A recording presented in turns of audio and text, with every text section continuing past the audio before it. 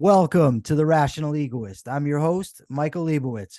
So there's a lot of controversy right now about this whole Jason Aldean song, and it had me thinking about left-wing hypocrisy, especially as pertains to racial issues. And I could think of no better person to talk about that than my brother from another mother. He's the host of Reese. He's Reese on the radio. He's host of the Reese on the Radio Rundown, his own podcast. Plus, he's got his show on WTIC on Sundays. What time, Reese, is the show? I forgot. 1 p.m. Eastern. 1 1 p.m. Eastern. 1 p.m. Eastern time on Sundays. Plus, he's filling in on WTIC all the time here in Connecticut. He's wonderful. Reese on the radio. Welcome to the show. Thank you, man. My pleasure, man. Anytime you ask. You shouldn't say that. I might have you as the co-host. I'll do it. All right. So the first thing is you're a Reagan conservative, right? Yeah. That's your intellectual sort of niche. That's where you are. You're a Reagan conservative. Absolutely. So how long have you been a Reagan conservative, and what drew you to that sort of philosophical position to begin with?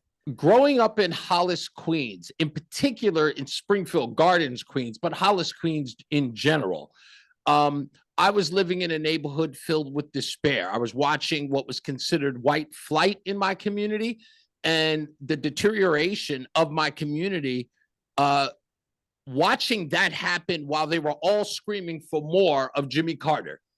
And juxtapose that to this, to me, guy who was talking about a rendezvous with destiny, a shining city on the hill, as a 10-year-old who I would consider myself, like, I tell people this begrudgingly, but secretly I love romantic comedies because in the end, like everybody, you know, the guy gets the girl, then they live happily ever after. So there was a 10-year-old meeting this message by Ronald Reagan while hearing another president at the time talking about a time of malaise, right? That we were going to have to get used to the hard times. We're going to have to get used to all of this horrible things. And another guy saying that we had a rendezvous with destiny, and that romantic sort of appeal that he had, that, you know what, if we did put an effort to it, maybe we could be that shining city on a hill. Everyone is coming here. They want to have the American dream. I believed in that. And I was very hopeful. And he kind of gave me that sense of pride. So here I am, 10 years old. I go into school one day and I ask my teacher, hey, you know, everybody in my neighborhood really hates this guy, Ronald Reagan. Like, but I really like him. And I kind of feel weird even asking. He drags me over to the side and he says, do you think you're a conservative? I don't know what that means. He starts telling me about Ronald Reagan and why he believed in Ronald Reagan and he was going to vote for Ronald Reagan. He just kept telling me these stories and I liked him. It didn't make sense to me that everyone who was living in this crap was voting for a guy that was giving us more of it. So that was just for me, that just was like my love language was Ronald Reagan and conservatism and what they believed in. All of this seemed to make sense to me. So that's how it happened. Okay. So I heard you the other day, you were being interviewed on a talk show here in Connecticut, the Todd Feinberg show, and you were talking about this Jason Aldean song and the controversy over it. And I thought that what you had to say was really interesting, which is why I decided to have you on. First of all, what is the song about? What is the controversy? Okay. So for those of you who don't listen to country music, and I understand, whoa. Why are you knocking country music? I'm not knocking. I'm saying that tongue in cheek, of course. And I'm not a Jason Aldean fan. I tell people all the time, you couldn't point to Jason Aldean on the radio and I would recognize it. I don't. But there was something interesting about this song that I thought was really true. And it harkened back to a conversation I had at a barbershop with a bunch of young Black men. I was training to work for a company out in West Virginia. And these young Black men were going, you go all the way out to West Virginia? Now, as a Black man, I'm saying to myself, I knew what they meant, but they were talking about going out to the sticks. And as a Black man, that was unheard of. How you went out to the sticks? You're not scared? You're not, you know? And I went, no. I mean, like, I love it. The country, the mountains, and seeing horses and cows when you drive down the road. I'm a New York City kid. This was, you know, it was like a fish out of water for me. And I was loving every bit of it. But I knew what they were talking about. And that was, you don't go to those neighborhoods because the things that you would get away from or get away with in the city, you couldn't pull that in those neighborhoods. Those people stick together. They know each other. It's a small town. Everybody knows each other's names. You couldn't get away with hurting a grandmother or burning down a cop car or spitting in a police officer's face in those towns. And those young black men in the barbershop knew it. And what Jason Aldean did was point out the obvious. You could do that in DC. You could do that in Baltimore in the Freddie Gray riots, but you could not do that in Martinsburg, West Virginia, or Falling Waters, West Virginia, or New Market, Virginia. You couldn't pull that in those small towns because those people stick together. And that's what Jason Aldean did. And the only reason why people are angry, the real reason is because what he told was not just the truth, but it was obvious. It was obvious that they were afraid. And another interesting part is they also hate the fact that they were exposed. Because his music video, the only violence that's shown in it is the violence of BLM and Antifa. And they didn't like being exposed, and they didn't like hearing the truth. They know they can't pull that stuff in a small town. What about the building? I think it was a fascinating, courthouse. fascinating part. Yes, it's a courthouse, but apparently 100 years ago, a lynching took place in it. Talk about grasping for straws. You know, if Jason Aldean is a bigot and a racist for filming in front of you, so is Miley Cyrus. Because apparently Miley Cyrus did a Christmas movie in front of the same building. Now, and I think Greg Gutfeld from Fox News said it best. You know, are we going to take, oh no, I'm sorry, that was Jesse Waters who said, are we going to take every building in history that may have had its, a questionable past and immediately eliminate them from films? No, we would not. And this is ridiculous. This was an opportunity to attach something to Jason Aldean to make appear what wasn't true and that he's a bigot or a racist. It's grasping at straws. That's why it should be laughed at, and it is being. So I don't really have a position on the song. I don't know anything about it, so I can't defend it or attack it. But you made an excellent point. Regardless, even let me just say, for the sake of argument, let's assume there was some racial overtones to the song. I'm not saying there was. I just want to say if there are, there are. But you said if people were really worried about music negatively depicting black people. That's right. I don't even want to say, I want you to talk about it because you were very powerful. Oh, yeah. Well, discussed this. It was phenomenal. We dealt with, look, I worked in hip hop radio. I worked at Hot 97 and Power 105. Okay. And you like hip hop. Yeah, you're exactly. A hip hop well, guy. I love the old school. Anything beyond 2004, I'm probably not a big fan of, but I'm a big hip hop fan. Grew up in New York City. But listen, we had a time after the 1990s, the early 1990s, that the music for profitability immediately became a bang, bang, shoot 'em up, rap or die slow genre. That's what it was. It talked about pimping hoes, slapping bitches, the whole 9 yards. That's what it became about. It became the degradation of black people in song over and over again. How outrageous could the next rapper be about said, crime or whatever the soup du jour was that was depravity within the African-American community? We almost got to the point where, remember the point where Ja Rule was at his height? We was talking about roofing young ladies, giving them ecstasy. This is what he was talking about, his own community, right? When we were doing songs in the hip hop community about things that was the absolute deplorable nature of criminality within the community, and no one had a problem. We had to. This is absolutely true. I'll never forget it. Okay.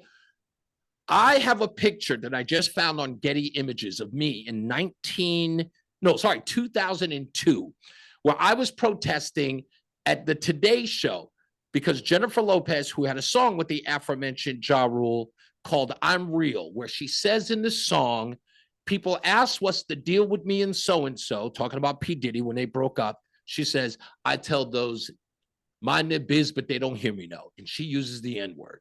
And the reason why people were protesting it is because, not because she was Puerto Rican and people were saying that she should be allowed to use the N-word, is because her song was marketed to young, white, teenage girls on a mainstream level, and she was using the N-word for profitability, and it was offensive. And I was one of the guys standing there protesting her. I was interviewed by every, from Extra to the Wall Street Journal to the New York Times.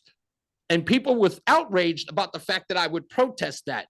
And now look at us 20 years later, and that's exactly where people are. You shouldn't even use remotely that kind of language in song or that type of imagery in song, now it's considered taboo. But guess what? Back in rap music, no one's even batting an eye about the depravity in which those rappers are talking about today. Not one bit. Right. We don't see the left out there talking about how you're degrading the community, you're portraying bad images. We don't see any of that. It's all done. Listen, and again, that's the worst part. It's all done as a form of extortion, right? That's all it is. It's like, listen, they can talk about themselves any way they want to, right? They can talk about murdering their community. That's what they do. Please understand, that's how they communicate.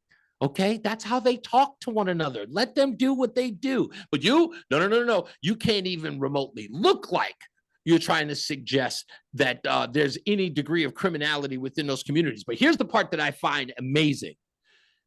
If you watch the Jason Aldean video, and I tell everyone, please do. If you associate that music video with Black folks, you're the racist, because he isn't. He hasn't suggested anybody of color was responsible for any of that violence. What he's suggesting is that criminality will not be allowed in a small town because those people care about each other. So if you are associating that music video or that song to Black people, then you are associating Black people with crime. That's your bigotry, not anybody else's. That's interesting. So let me ask you this, and this is the reason that at the beginning I said, let's assume for the sake of argument that the Aldean song does have racial overtones. Mm-hmm. Suppose the left came out and did this criticism of that video, but all along they had also been criticizing the rap videos that you're talking about. Then would you be as upset or be as annoyed with them as you are when you have the blatant hypocrisy?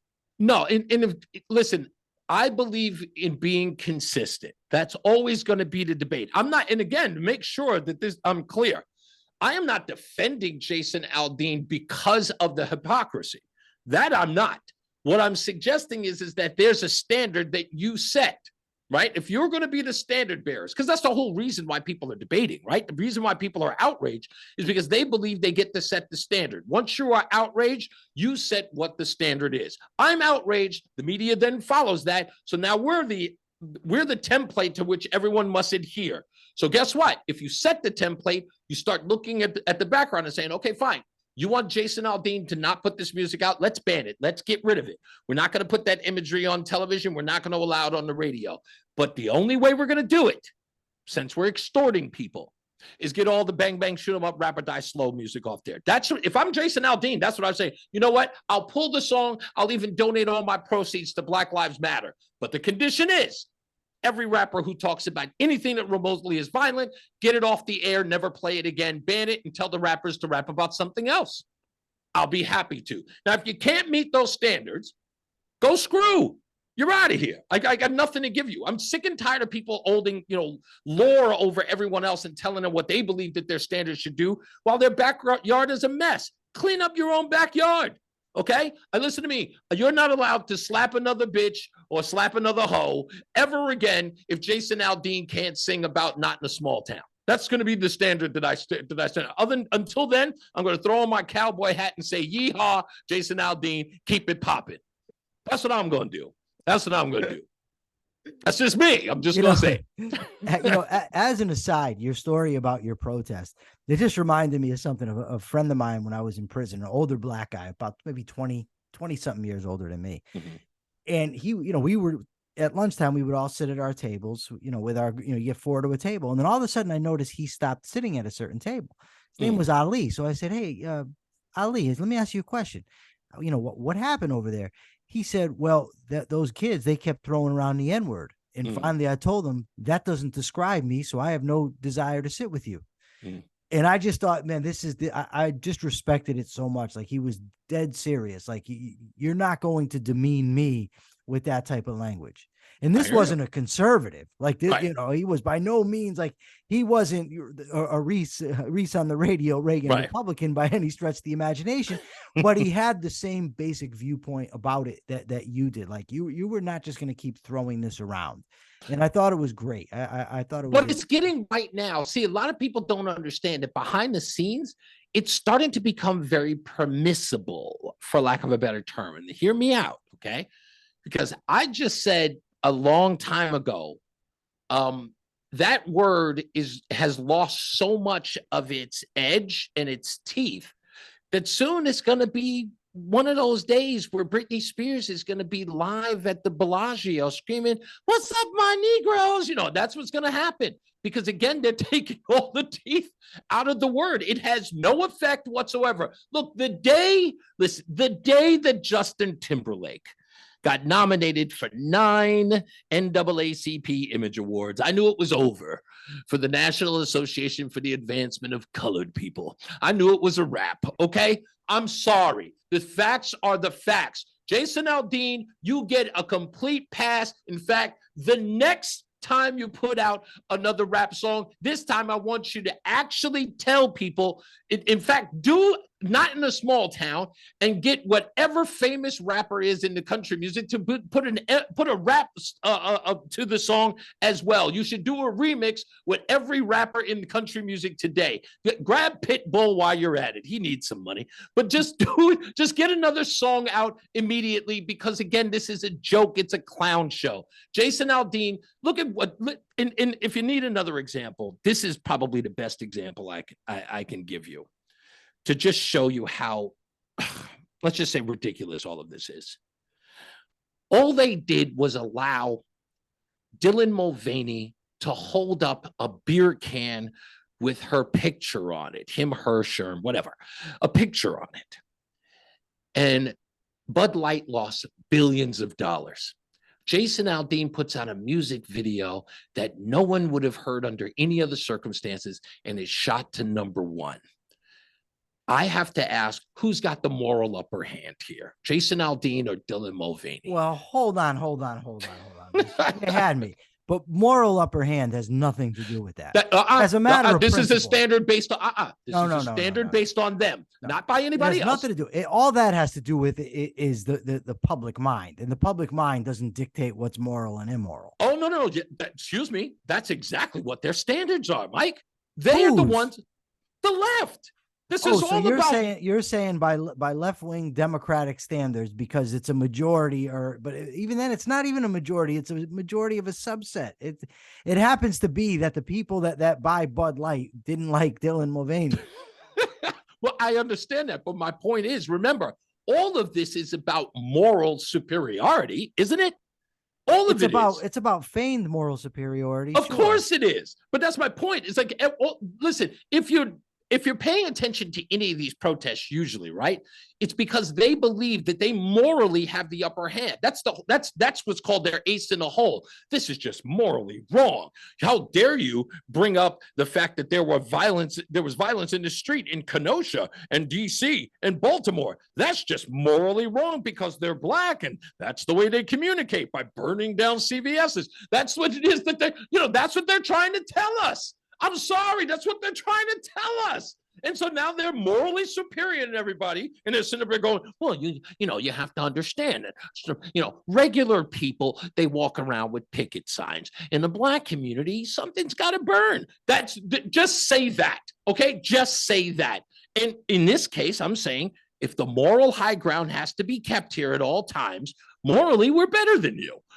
Because when you put those standards on us, we get the #1 spot on iTunes. When you put your guy out there, we completely destroy an organization that's been around for eons. That's just how it is. So look, what I don't know, where am I?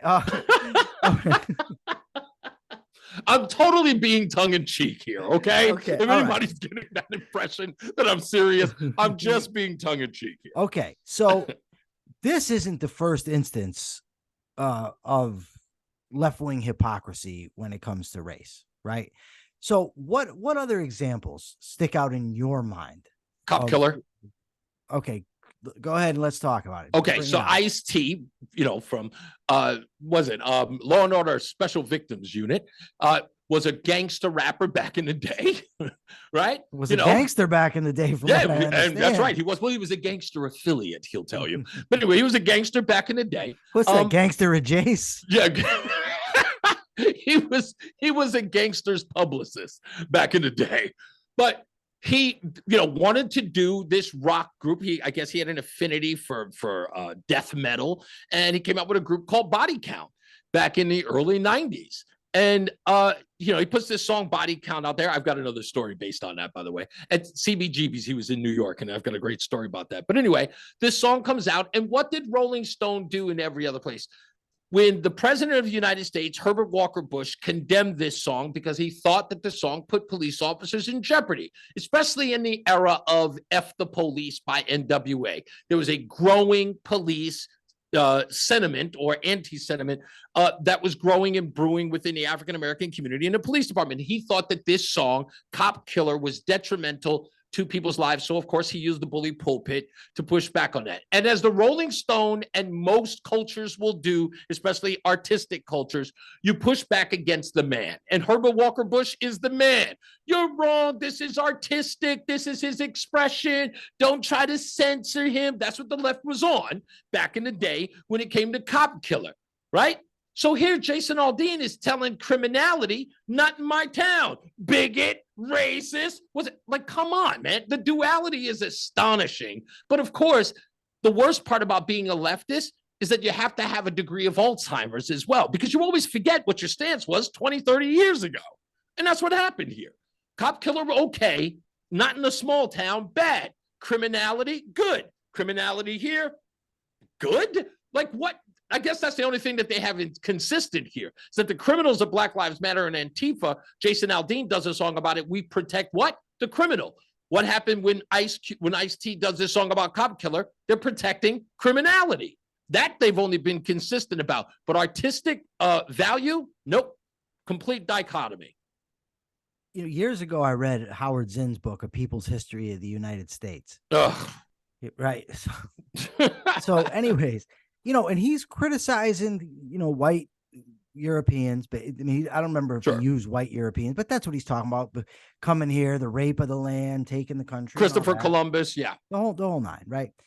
Which is fine. I'm not a guy that says don't ever criticize, Europeans or Americans or anything like that.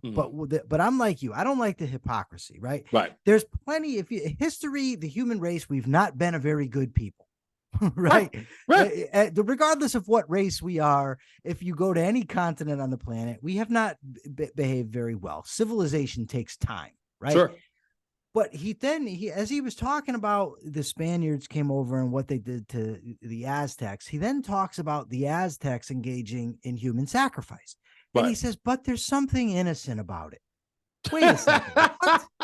What? So when it's the group of people you want to demonize, it's no context, no historical position in time, nothing. Mm-hmm. They're just evil. But when it's a group that you want to present as the victim, but it's innocent. It reminds me of this. In Connecticut here, Dr. Henry Lee, I guess it's been found, I'm not sure if it was a civil suit or what, that he fabricated evidence or he lied about evidence on some people that were, and they ended up doing a lot of time, 20, 30 years in prison. Right. So a local lawyer who is very big, now this is important, he's very big on lenient sentences, on sentence commutations, that sort of thing, on getting guys out of prison, on racial reckonings, all that stuff, prisons, the last resort, this and that. He puts out a meme and says, this guy, Dr. Lee should be in prison. I happen to agree. You fabricate evidence and put two guys in prison for 30 years. Absolutely. Should be in prison. But then don't come and argue with me that guys that have committed murders, and sentenced to 60 years, but that's an injustice and they need to be released. And, there's prejudice and all that stuff. And, you can't have it both ways. You simply cannot argue for leniency in the criminal justice system and then say Derek Chauvin should have the book thrown at him. I do think that Derek Chauvin should have the book thrown at him, but I also think people should be held accountable for crimes. Right. Absolutely. You can do one and the same. A crime is a crime, no matter who's responsible for it. Yeah. And I think what you're talking about is like, we have that old saying sort of in conservative circles, the soft bigotry of low expectations. Yeah. But I called it sort of the permitted bigotry. And the permitted bigotry is depending on your status in life, there is a permitted bigotry. Now, what do I mean by that? Like, you can't say what you would about blacks, Hispanics, immigrants, women, LGBTQ people, what you would therefore apply to police, Catholic Archdiocese, and the other, name whatever group that is, but there's what's called a permitted bigotry. What I mean by that is, right, you can say the Catholic Church abuses children. You can say that. No one would ever go, but not everybody. They go, you could just say that. No one bats an eye. But say every Hispanic in the country is an illegal. Say every black person is responsible for murder. And they go, you couldn't do it. Police officers harass people and they're all criminals. No, that's okay. Right. So it's called the permitted bigotry for a reason. You can say certain things about certain people and that be okay. But there are what's called a protected class where you would never apply a blanket statement to. That's what we have going on here. Jason Aldean is white in his country. Bigot, no matter what he puts out, he could not, we will literally pinpoint everything. We can find, if he hadn't been in front of that courthouse, they would have blamed the street name on bigotry. You know what I mean? It was like, He filmed it on that street. He filmed it on this date. That would be the thing that they would find to associate him with some sort of bigotry, where the person is one of their favorites and every excuse under the sun would be given as a pass. I had this great argument the other day on another podcast. It was my favorite. And they were talking about Donald Trump and his racism, right? And they were like, Donald Trump, racist. And I said, okay, just so I'm clear, Joe Biden has been in office since the 1970s. This guy has been affected in public policy for a good 50 plus years. This guy can actually change the dynamics of a community. He was part of the crime bill. He also said about segregation that he didn't want his children to be in a racial jungle. And aside from the fact of what he said about Barack Obama, this guy was also an attendee at a Klansman's funeral.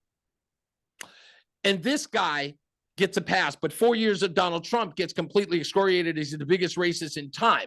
A person responded to that statement by saying, Joe Biden apologized. And I said, oh, well, we'll be sure to get on the phone with David Duke and say, hey, by the way, buddy, all of those cross burnings and stuff that you were a part of, all you have to do is apologize. All is forgiven. And of course, people saw the ridiculousness of that. Again, permitting someone to be the bigot that you excoriate is okay, as long as it's the person that, again, this would always be forgiven under Joe Biden, but of course, then it would have to be condemned under Donald Trump. I say just be consistent. If both of them are bigots, let's just call them bigots and leave it at that, and let's just walk away amicably. Sure. When I was incarcerated, I had, I talked to a lot of different people. And one of the guys that I talked to was a white guy who used to be, in some white supremacist gang. I don't know, but I would talk to him, And I also talked to a lot of black guys. And one of the black guys I talked to came to me and said, I don't think you should be hanging out with that dude. And he says, and if you're around him and he's talking racist stuff, how can you just sit there and not say anything? And I said, well, first of all, don't assume I don't say anything. That's your first mistake, is you're assuming something that you don't have no clue about. But secondly, I told him, if I go by that, if I don't talk to anybody in here that doesn't live up to my standards of morality, I will be in my cell alone all the time. I said, I'll tell you what. I said, when your friends stop screaming out the doors about crackers, about bitches, about homo this and fag this and all that stuff, when you stop talking to all them, I'll stop talking to that guy. That's right. Because because it's the hypocrisy. You're telling me because you happen to not like the racist stuff that I shouldn't even, share words with that guy. But yet you can talk to guys who are making all kinds of bigoted remarks, and that's fine. To me, it's not fine. None of it's fine. The racist stuff isn't fine. That stuff isn't fine. But ultimately, I was in prison, right? I'm not surrounded by the boys' choir. I can't change neighborhoods here. No, and ultimately, I have to sit at a table somewhere. So the table that I sit at is going to have some ne'er-do-wells at it. And my point was never to defend the racist comments. And in reality, when he had said some racist comments, I did get into it with him. Right. But that wasn't really the point. My point was that you have to have it all the way. You can't just hold standards for one group and not another group. If it's not okay, it's not okay. we just have to, there's a part about this that I say, and I think it's helpful for everyone. And they say that acceptance is the answer. I've used to mull over. In fact, a lot of my brand used to be talking about the hypocrisy of the left and, you know, whoever it was and these socialists. But I got over that. There's a part of me that sort of got over that and just accepted people for who they are. I get who they are. I know I can't have an honest conversation with these people because they're not coming from a place of honesty. What they want over you is what's called moral dominion, right? Because they get to set what's morally sound, what's morally, I guess, respected. In that regard, and you, for even in the case where you're talking about, where you're talking to someone that you're immoral because you don't meet their standards. Well, I wish we all could meet the standards of every individual who presented the new moral standard to us, that we would have to every day have to arbitrarily have our morals checked, you know, and balanced by every person who thought they had a moral superiority. I have one of the greatest lines ever to someone who tells me I'm going to hell. My response to that is, obviously you visited because you know the criteria to get there, right? So stop telling me you're going to hell. You've clearly visited, right? I guess you know the requirements, or let me guess, you're the bouncer there. So I leave these people alone immediately because they never know what they're talking about. They always seem to be morally superior than the rest of us and telling us how to live. You've got to set what your standards are. As my wife likes to say, if you're not hurting children or puppies, you're okay above ground. Just try to be as an honest steward, be honest with people and listen to people and give them an opportunity to give their point of view, but don't judge them and don't tell them how they're morally superior or inferior to you. Accept people for the way who they are and what they are. And if there's somebody who doesn't meet at least your personal standards, go on about your business. They're better off without you, I promise. You know, you brought up a good point about the changing standards that just that the in the left. I listen. I agree. The left, they are the masters at this, right? Coming up with new things you can't do, and new things you can't say. And it reminds me, I love the Jeffersons, and there's an episode of the Jeffersons where Louise's uncle comes to town. And George is talking about this guy, you know, oh, he's an Uncle Tom, he's a this, he's a that. And the guy's sitting down and George is on the phone and George is doing business and George is, hey, how you doing? And, you know, really laying it on thick for the white guy he's talking to. And Louise's uncle says, hold on a second here. You get on me. What was that all about? And George says, oh no, man, that's what we got to do when we're in business. Like it was okay for him. But that's not the point. That I just wanted to tell that, just set the context. So this is the guy, and they're all having an argument about how to deal with racism at a college, right? or someplace. So the guy says, the uncle says to Lionel, listen, you know, if the Negroes are unhappy, and Lionel says, oh, ho, it's black. And the uncle says, well, hold on, because I'm just getting over the other thing they used to call me, and now you're changing it again. Right. And at the time I watched this, it had already changed from black to African American. Yeah. Right? And it just got me thinking of, you know, when is African American going to be unacceptable? You know, when are they going to come up with a new term? But the guy's point was, I think what you're talking about is how it's not that easy to keep adapting to these changing arbitrary standards that the left sets for their, you know, to sit on their moral high horse. But isn't that the purpose though? Probably. I think, and again, it is, if you're dizzying, right? The objective is to see who is or who isn't going to adhere to what the new standard is, right? And if you are the type of person who wants to jump through all of those hoops to make sure you don't want to offend people, or you're not, you know, I don't want to offend people. I just want to go along to get along. I'm just trying to finish my breakfast, man. All I want to do is just go out and take the wife to Bed Bath and Beyond and just come home. I don't want to have to deal with all the rest of that stuff, Reese. I say it all the time. It's like, I don't want to have to deal with all that stuff. And I go, okay, fine. You don't want to have to deal with it. But guess what? While you're not dealing with it, one day you're going to come outside and you're going to call somebody ma'am, and you're going to turn around and find out that you can't call them that anymore, right? The world is going to change around you because you weren't around to watch the ever evolving new term or new standard you have to live by. Trust me, you need to be involved or you're going to be literally removed from it. The society you live in is a part of you. You dictate how society moves and shakes, but whether you participated in it or not, it's going to move around you. And you know the old saying, evil persists when good men do nothing.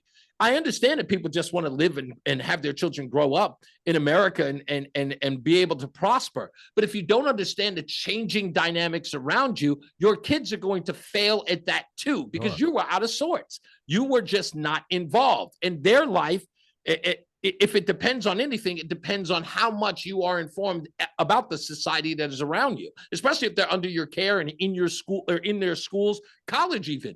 What they are learning and how they're perceiving or what they're perceiving in the world, you've got to be either the person there holding the reins or letting them to roam free like free-range chickens. I doubt you want that for your children in this society, because there's somebody out there trying to get a hold of them to change their minds and to get them to believe in things that are either patently untrue or things that are going to do them detrimental harm as they get older.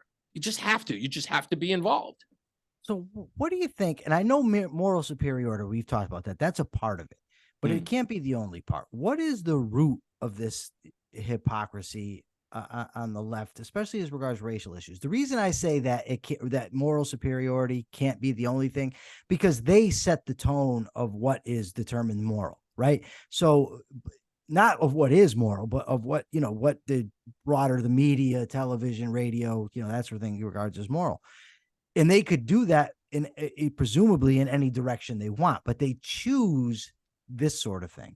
They choose race, they choose the LGBTQ issues, for a reason. Why? What is it about the specific issues that they choose that causes them to choose them? Anarchy. Anarchy. It's anarchy. And people say that, it's like, what do you mean by that? It's just, you think there's like, cats and dogs living together? No. Anarchy means there are no rules. There's no patriarchy. There's no nuclear family. There are no structures. Structures to them are, antiquated. They're old, right? These are the things that have to be destroyed. First, we start with religion, right? More and more people are falling out of religion. Why? Because religion has a God and Jesus and rules and guidelines we have to adhere to. But we don't want to adhere to those things. We want to live in a world where we could be allowed to do anything. You want to love multiple people and be involved in a sexual, nature with plenty of people. We need to allow people to do that. If we have moral standards, you can't do that. Just be one man and one woman, and you have to love each other and produce children and make sure that they live a healthy life and follow this nuclear family structure. So what do? They have to completely destroy that. I'll give you a small example. I always thought this was insane, but it's true. Howard Stern was doing an interview with Ellen DeGeneres just on a gay marriage thing, and just to give you this sort of sense of anarchy. She's talking to Howard Stern, and Ellen is complaining about an interview she did with Caitlyn Jenner, formerly Bruce Jenner. And Ellen was complaining that Caitlyn Jenner was not for gay marriage, was for civil union. And Howard Stern was saying, well, that's crazy. You come out as transgender, but you don't support gay marriage. That doesn't make any sense. So Ellen was like, yeah, can you believe that? And then she says that Caitlyn Jenner says, it's marriage. Marriage is between a man and a woman. Can't you have a civil union? And then Ellen said it. She gave away the farm. She says, but that's important. It's the word. We need the word. You can look this up anywhere on YouTube. We need the word. And that's when I started to understand and why I use the term Bond villain. Every Bond villain wants anarchy. He's there to disrupt the normal flow of things, right? Is there to completely blow it all up and make it all crazy. Let's destroy what we know as social norms and make new ones. Anybody can love anybody. Anything can, we can't, our definitions are no longer the same things anymore. Marriage is no longer between a man and a woman. Now it's anybody. What is a woman? We can't even define that anymore. We have Supreme Court justice who said that she couldn't answer the question because she's not a biologist. We used to have an answer to that question, and now no one knows. The objective is to turn everything upside down. Words no longer mean anything. Society no longer means anything, and to completely disrupt social norms. This is anarchy. Because remember, if there are no rules and no guidelines, the only person in charge is government. All right. So I think we're going to have to argue a little here. Go for it. Which is fine with me. And I know it's fine with you. Yeah. But I first have to make sure that we have something to argue about. Okay. Are you saying that the only reason people turn away from religion and the only reason that somebody would support gay marriage or well, I guess those are the only two things you really talked about, gay marriage. Are you saying the only reason to support those sorts of things would be anarchy? No. Because I am not for anarchy, but I am for gay marriage, and I'm certainly no religious person. No. Well, let me, okay. You're just saying that's the left's motivation. No, exactly. What I'm saying is like the demagoguing of those things, right? Because again, and I said this about the women's lib moment, with Gloria Steinem, right? Gloria Steinem, in the beginning, not a Bond villain, became one. How? Because we found out what her ulterior motive was. At first, it was, let's ascend women to the level of men, right? Let's meet men at the patriarchy. Let's have women become CEOs, women be a head of household, women. But they realized that it became too hard for women to just ascend. So what did they do? They started demagoguing men.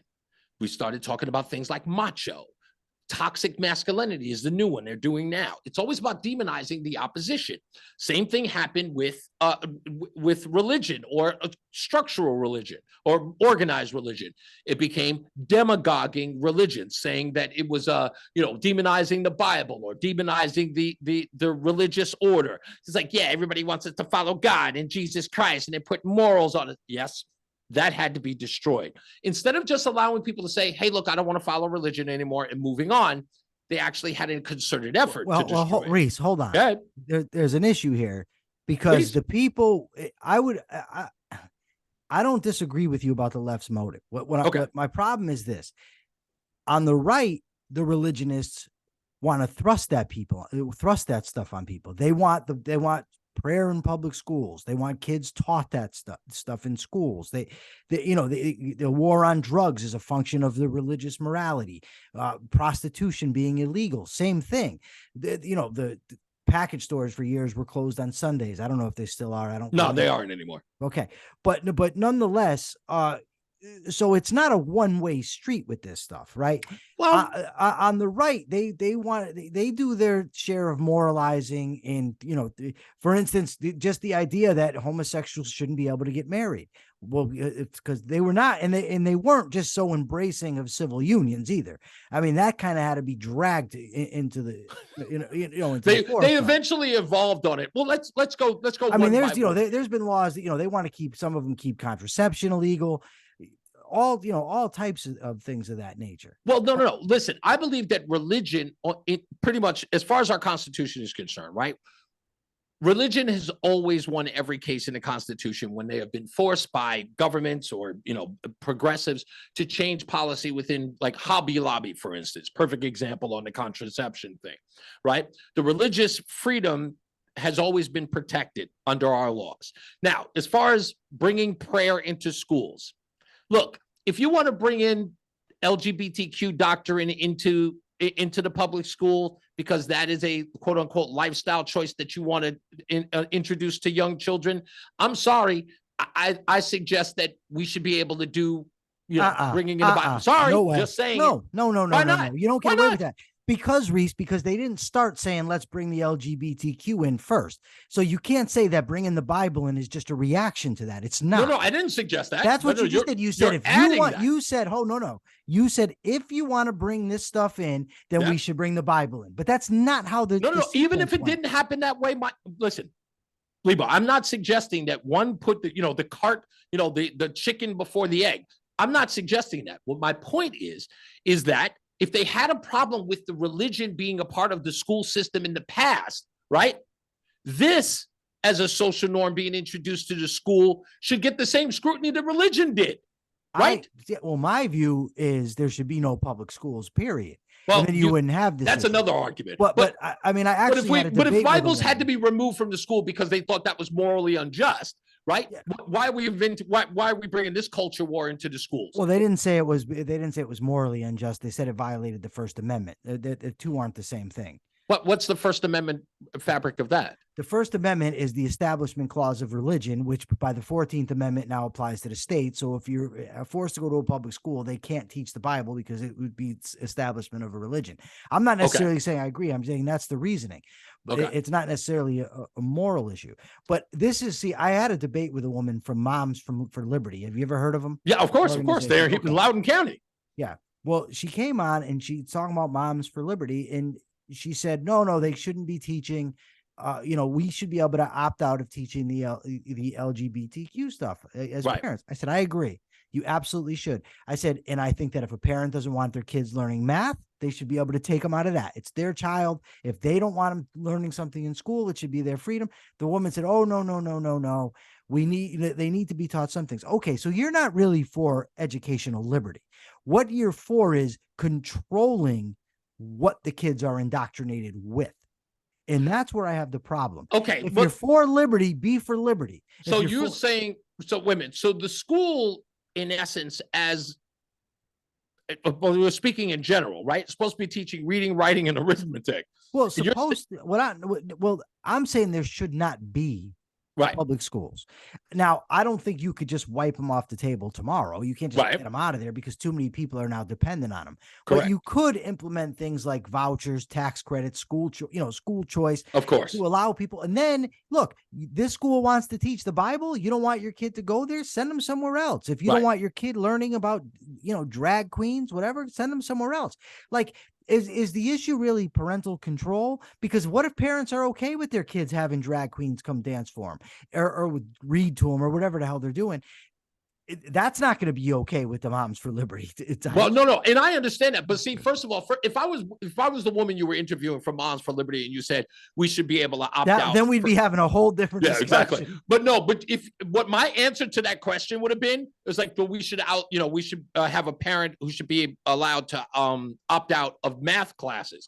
My response to that would have been, okay, that's absolutely fine. Why? Because in my head, I know there's no parents going to be opting out of their kids not learning math. You give them the choice to, but I doubt a parent's going to be that math thing. No, but if you're for parental freedom, they should have, it's not just over the one issue where you happen to disagree.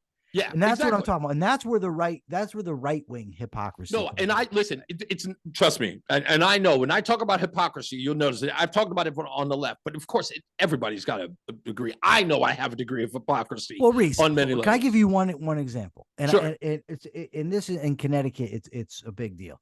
Sure. And this actually does hurt Black people and other minorities as well, right? Conservatives always argue free market, capitalism, private property, yay, right? Okay, let's get rid of local zoning. Let's get rid of zoning laws.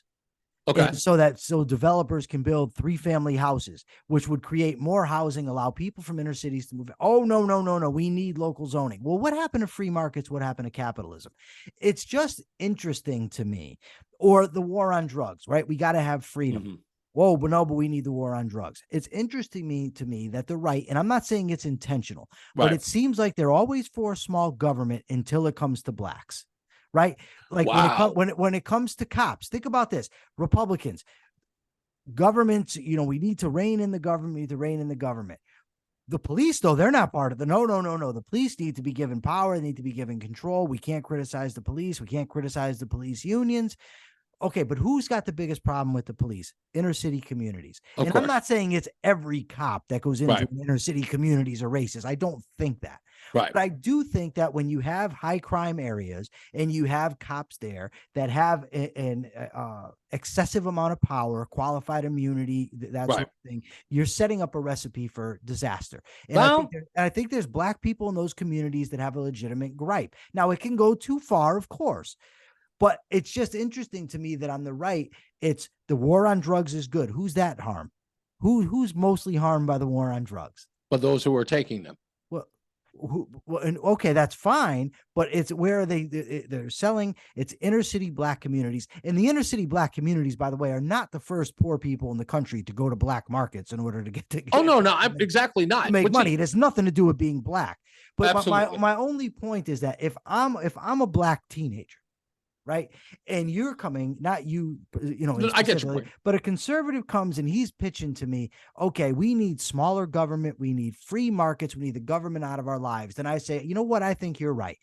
I think you're absolutely correct. Let's take away some of this police power. Let's end the war on drugs, and let's get rid of these ridiculous zoning laws that are pricing me out of the market. And the conservatives says, oh, no, no, no. In those areas, we need government. I'm like, right there, pal, because you're not representing my interest.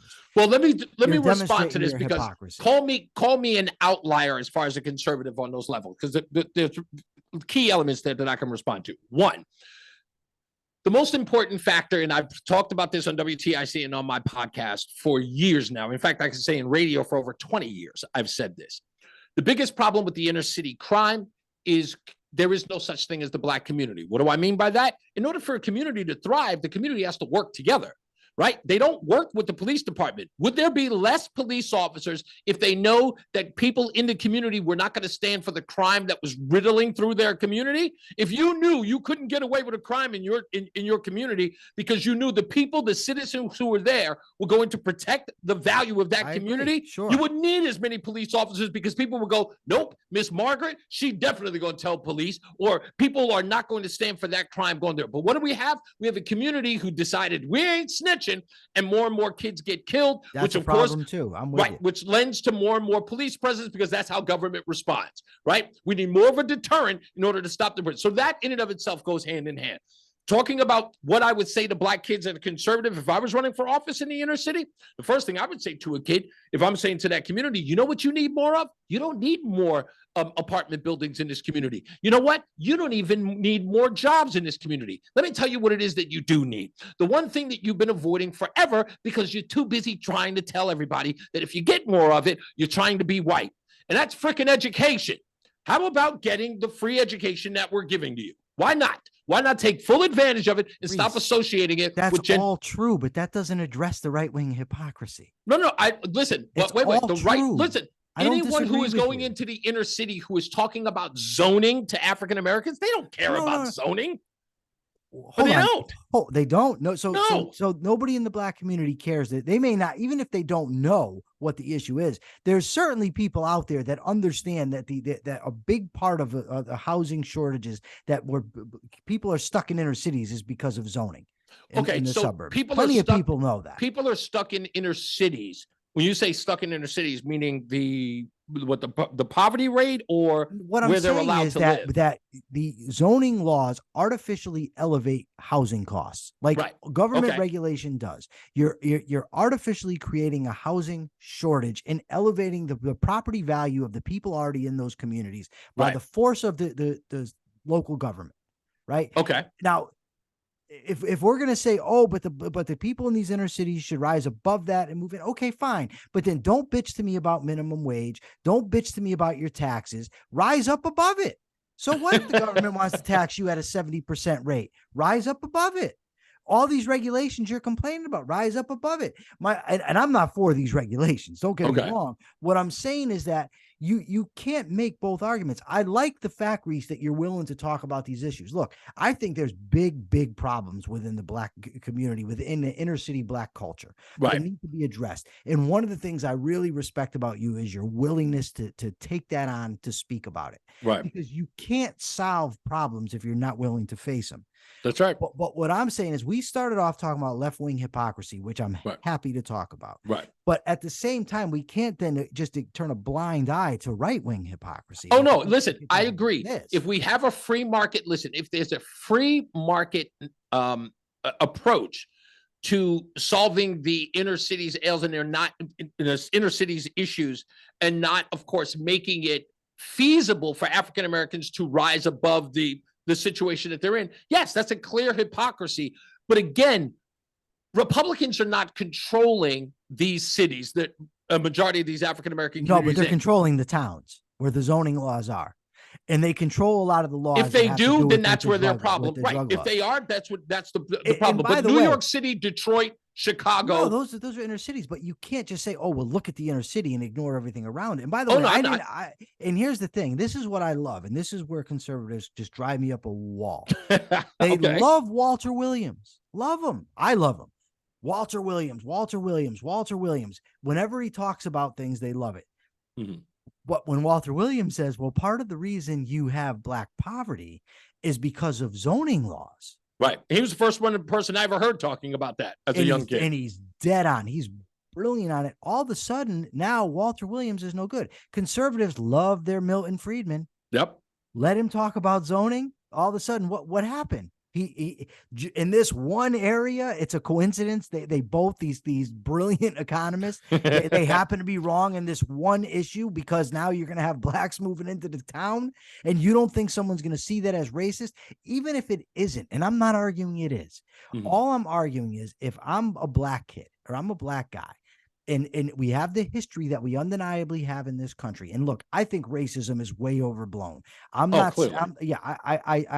think it is. I'm just saying I understand why a black kid or a black, guy, black lady, whatever, would be a little suspicious about the free market advocates who advocate for free markets in every situation except for the ones when it's going to benefit me. Right. That's going to raise my suspicions. Well, no, I agree with you. I believe that the reason why the African-American community is apprehensive at conservative values, unfortunately, the least of the things that challenge them are zoning laws. I just believe that wholeheartedly. It's not like that's not an argument. I'm saying it's a thing. That's all. Oh, no, I'm calling it a thing too. Trust me. I know there's a there. I mean, we can pick on the left with this issue too. The left, who's supposed to be the heroes of the minority communities, but yet they keep wanting to raise the minimum wage, which prices the black kids out of the market and can't get jobs. Exactly. So listen, there's one hand is definitely washing. Listen, it is the uniparty. You have always been a person who has been exposing the fact that there's a uniparty level, of course, some things that benefit both parties in general, especially financially, that they will not address the core issues as far as you're concerned with housing in those communities. But again, and the war on drugs, zoning might not be. The war on drugs thing. You and I are really, really, and I've always had an issue with this war on drugs narrative. And this is the point that, let me tell you why. Look, the community writ large, if we're going to call it that, the black community writ large. Yeah. Okay. They are using drugs as a crutch. Okay, because they believe that education bodes poorly for African Americans in America. Okay. And I call that nonsense. I think it's the easy way out, and the fact they're poisoning their own community as a means to enrich themselves proves to me that there's no such thing as a black community. Okay. Just in my view. So what would you say about the Italians who used prohibition? Italians, the Irish, the Jews, to get rich during Prohibition. During Prohibition, murder rates skyrocketed over the bootleg liquor. You also had people drinking impure alcohol and getting sick, dying from it, right? And when Prohibition ended, all that ended. I mean, we could pass judgment on the people who were buying all the liquor and selling all the liquor all we want. The bottom line is the consequences of it were horrendous. And when they ended it, those consequences went away. Did they really, though? Yes. But when you say consequences of what? We didn't have murder? No, what I'm saying is the murder rate declined drastically after it skyrocketed drastically. Right. And you believe that for drugs, you believe that the crime, the crime. Here's what I think. Okay. Kids that are selling drugs, people that get into drugs, they get into it because it's a black market. You make a lot of money based on the fact that it's illegal. Correct. Right. But now, if you have somebody coming to rob you, you can't call the police. No, of course not. There's no protection. So what do? You form gangs, you form organizations, the same way the mafia. The mafia protects illegal businesses. Gangs sort of do the same thing, right? Well, if drugs are legal, okay, now you don't. First of all, they can't just go sell drugs on the street because you can go buy it in a store. Mm-hmm. So no one's going to go buy at these exorbitant rates you're getting on the street. You're going to go to the store to buy it. Now the people in those stores, when it's legal, if someone goes in there and robs them, they call the police. The police. What about the quality of life for the drug user? Are we talking about all drugs in general? What I'm saying, sure, the quality of the life for the drug user goes up because the price goes down. They no longer have to be running around boosting at Home Depot to purchase their product. And you also have a far safer product because you don't have to worry about it being loaded with fentanyl. Like if I go buy a bottle of vodka, it says on it 40% alcohol, 80 proof. I go buy a bag of heroin. I have no clue what the potency is of it. I don't know what's in it, what they've cut it with. Same thing with any other drug I go buy on the street. I have no idea. But if it's legal, then you do know it's in the interest of the purveyor of the stuff to tell you what's in it and to provide you with a safe product. Okay, but what have we seen with the legalization of marijuana in places like Washington, You Oregon? haven't seen a legalization of marijuana. Well, on a federal level, no, but on a local even level, on a state yes. level, you haven't because How is it not legal? Because it's very limited. You have to get a license. You have to do this. You have to do that. All that stuff keeps the price artificially high, which keeps the incentive for a black market. But the crime in those areas that have legalized it on that level has actually gone up. But you haven't legalized it. Okay, what are we calling all of this in? Why? There's sort of a partial legalization, maybe a decriminalization going on. Okay, decriminalization. But it's not a free market. And secondly, let's be honest here. Marijuana is not driving the murder rate. I didn't suggest that. No. I didn't use murder. No. But marijuana, even when it's illegal, is not causing the massive amounts of crime. It's not that lucrative, and people just it's not. I'm not saying it never happens. I'm not saying people never get killed and never get into. But you're talking about marijuana as compared to heroin, crack, cocaine, and things like that. They're not comparable. And you don't believe that I'm not seeing the empirical evidence here. Not that I'm holding you to that standard. Okay, look at Portugal. Go look at Portugal. See what happened when they decriminalized drugs. Portugal is a horrible example. What's the population of Portugal? Okay, well, that's the problem. So the United States has a great population. So any country I point to, we can say, well, look at the thing. Well, all of that is a factor. Okay, well, here's the fact. Look at alcohol before Prohibition, during Prohibition, after Prohibition. It's the best analogy that we possibly have. It's the only one we have. And you have the same exact thing. By the way, for the majority of the country's history, drugs were legal. Did we have these problems? Were they killing each other in the streets? What was there's a huge, again, there's a strong, I'm going to say that there's a duality going on here. Really? Hear me out. We're talking about a population and what I would consider only an advanced society. Today, I believe, with the advent of social media, internet, and things like that, and of course, we have more of a escapism society today than ever before. Drugs have always been a means to an end, like from the 70s or 60s, I can even go that far, into what's grown into what I can only consider epidemic proportions today. More and more people and younger people have at their fingertips more and more drugs. Not only that, we're pretty much, medicating. It's interesting that you're making this argument in the context of the war on drugs, which isn't preventing it. Well, first of all, the war on drugs is a farce. I don't believe in that terminology anyway. What it's doing is costing upwards of $60 billion a year. Ridiculous. Right. And it's creating criminals. Agreed. I'm not. No, you and I are get rid of it. So what's the problem?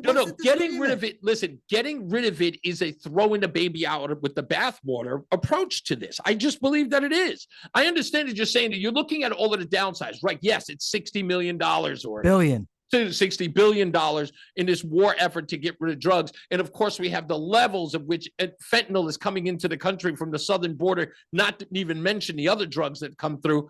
I believe, honestly, there's a concerted effort, not just by the federal government, but by, of course, others, powers that be, that they do want a drugged up nation. I don't believe that there's a war on drugs. What do you want to get? This is you're sounding like some left-wing nut I'm arguing with. I'm a nut now? You don't believe that there's a okay. I'm no, a nut now I because do. Tell me why. What I mean by left-wing nut is, how many times I argue with people on the left where they'll tell me how corrupt the government is, and then their solution is to give the government more power. What are you talking about? You just said you wanted to legalize drugs. That involves the government. legalizing drugs gets the government out of the drug Not business. necessarily, in. because you Yes. just said, no, I'll tell you why. Because Why? you just said that if you legalize drugs, then more than likely the drug that you buy will not have fentanyl in it. What do you mean? Who do you think is going to be in charge of that? Wait, The so federal freaking government. hold on, Reese. So you don't think in a private market that entrepreneurs and people and store owners have an incentive to let people know what's in their drug? You think that has to come from the government? No one. First of all, no. That doesn't have to come to the federal government. But if you're going to come from any government, I'm saying get the government out of the business. You want the government to get out of the way. Trust me. What do we know about the government? They don't create wealth. What do? They steal from it, right? You legalize drugs in this country. Who do you think is going to have their hands in it? Listen, the federal government. They'd have to regulate it, wouldn't they? Not in my view. No, other than hold on. I wouldn't want kids being able to buy, just like alcohol. Make it 18, 21, but I don't care. Kids. All government intervention. Yeah. All of that is government intervention. Yes, the government. I'm not saying the government in this world has zero role. Okay. But your argument here was just 2 seconds ago. You said the government wants people getting high, and I believe they do. I believe they want a medicated get them out of the nation. way as much Of course, as you can. What I would like them to do, to be honest with you, is forget about.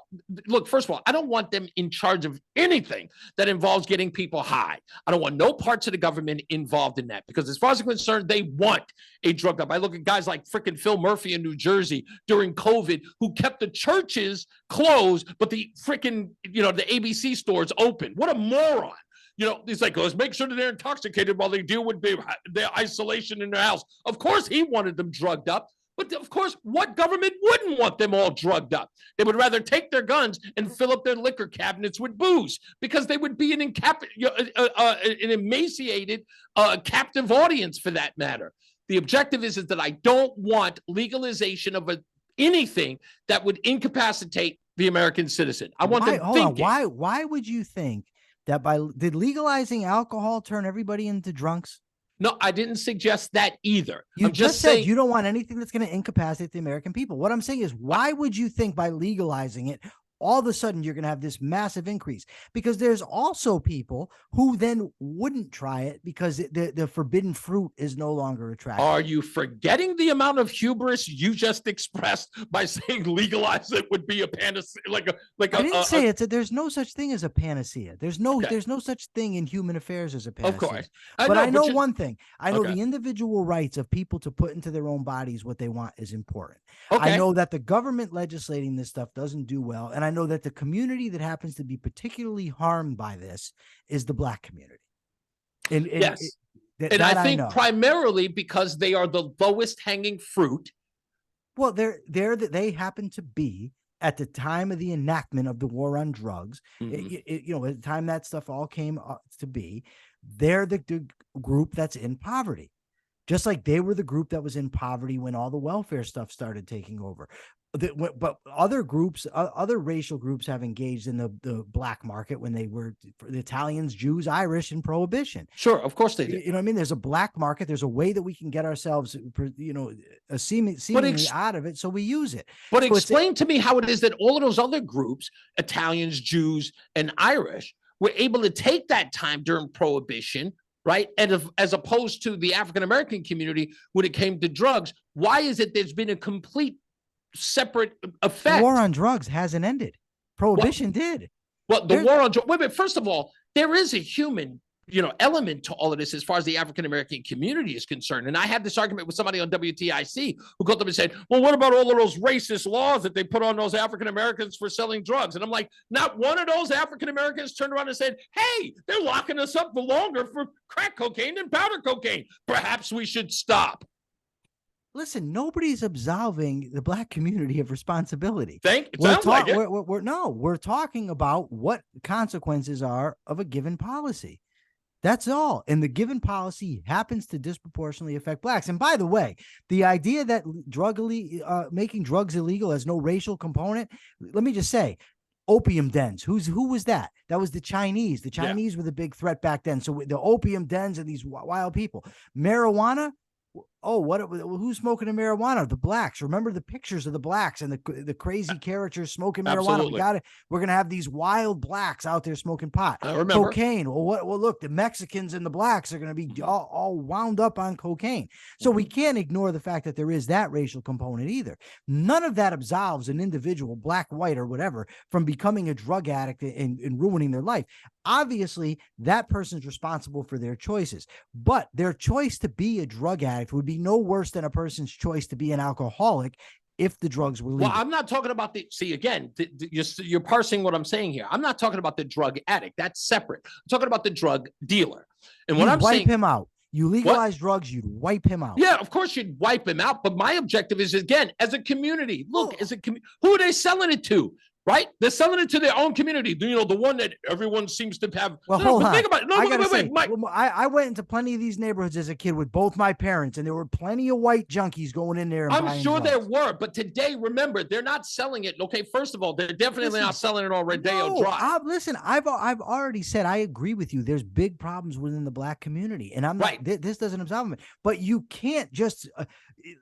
My problem is this is how this argument goes, right? You have some people that want to put it look, it's all on the black community. None of these policies are affecting it. And then you've got your charlatans like your Al Sharptons out there.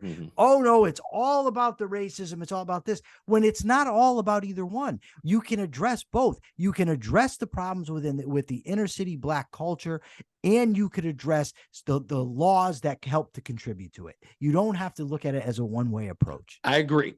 And that's where you and I will agree. Again, I don't agree with you on the legalization part, but as a culture and as a society, if we're going to say that there's a black community and they care so much about it, please, and this goes right back to the hypocrisy argument, screaming and hollering about Black Lives Matter and then going into that same community and then poisoning them for a buck is laughable in my book, and I don't want to hear any nonsense, but it's completely laughable. Of course it is. So I'm just saying that if you really, really care so much about the lives that are at stake within the African-American community, one, stop killing each other in more ways than one. I mean, for crying out loud, they're writing a book on murdering in a community with his own hands.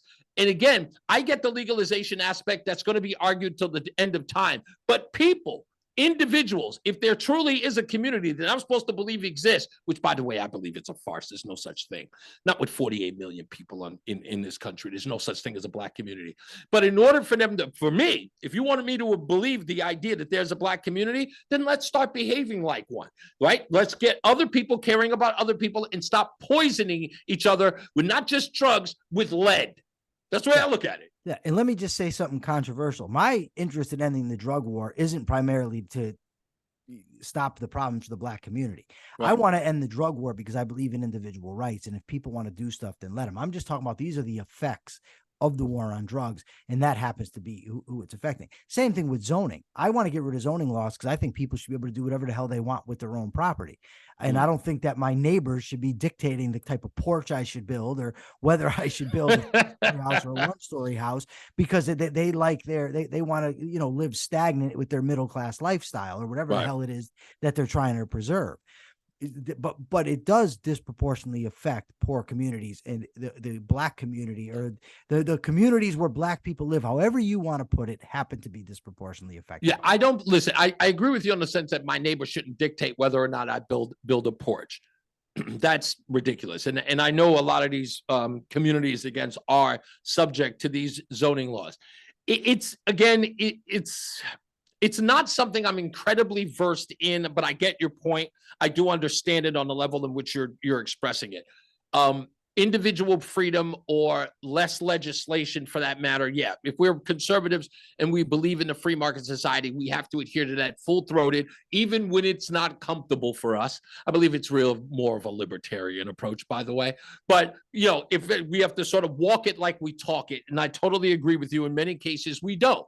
There is some hypocrisy on our level. But as I said earlier, I'm just as guilty of it as anybody else. I don't think that I'm 100% a purist in that regard. There are some things that I stand for. It's strangely enough, I say this about the abortion issue. Do I believe abortion should be legal? Absolutely not. But I'm not this guy running around telling everybody else what they could do with their body either. right? So I'm not condemning people and condemning their souls, like what's going to happen to them. I accept the fact that there are some people who wish to abort their children. You just don't expect me to agree with the idea. So, I mean, if that seems, as a form of hypocrisy, I'm willing to take that, because to me, I believe that my rights end where yours begin. Absolutely. I'm with you. Well, Reese on the radio, I wanted just to have you on just to talk about left-wing hypocrisy, but of course, dude, you had to drag me into an argument. You always do that. That's your thing. I love you. Dude, come on, dude.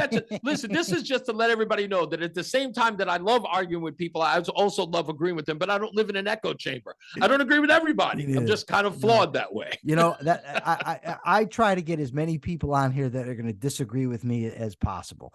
I do not want to have a bunch of people that I'm just going to have one community that we're talking to, and we're just going to tell them, listen, this is the way it goes. That's not my thing. If my ideas are good, I should be able to defend them. If they're not, I should change them. That's right. So Reese, tell me, where can people find you? You got all kinds of jobs, all kinds of places. You can always catch me at reaseontheradio.com. Just go to reaseontheradio.com. You'll find out date and times. I'm always previewing where I'm going to be. And all week on WTIC, 9 a.m. Eastern till 11 for the rest of the week until Friday. And I guess I'm back on my birthday on August 14th. You promised me I'm going to get a copy of that book so I can blow you up. Yes, and I will be there with you on August 14th. No doubt. You got it, boss man. And thank you, man. Always a pleasure to be here, man. And good luck to you. Thank you. And this aforementioned book, with this interview, I'll provide a link to purchase the audiobook, View from a Cage, My Transformation from Convict to Crusader for Liberty. Reese on the radio, thank you. You've been absolutely wonderful. For now, this is the Rational Egoist. I'm Michael Liebowitz signing out. Take care.